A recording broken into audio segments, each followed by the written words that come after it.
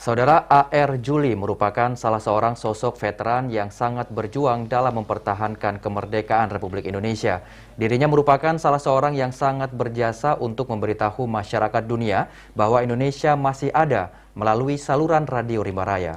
Lantas seperti apa sosok A.R. Juli ini? Berikut tayangannya kami hadirkan untuk Anda. Indonesia masih ada. Pemerintah Indonesia masih ada, tentara Indonesia masih ada. Sepenggal kalimat singkat ini yang disiarkan melalui Radio Rimba Raya pada tahun 1949. A.R. Juli merupakan salah seorang wartawan Rimba Raya. Dirinya juga merupakan salah seorang penyusun kalimat-kalimat yang menyatakan Indonesia masih ada. Yang pertama kali. Kepada TVRI dirinya menceritakan bagaimana dirinya bersama pejuang lainnya berusaha mengabarkan keberadaan Indonesia sesungguhnya di saat Belanda mengabarkan kepada dunia bahwa Indonesia sudah tidak ada. Divisi Gajah 2 aja. Tapi Gajah 2 campuran? Ya, campuran.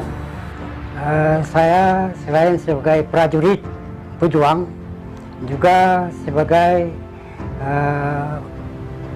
wartawan radio Rimba Raya, menyusun berita-berita siaran untuk dipancarkan ke seluruh dunia.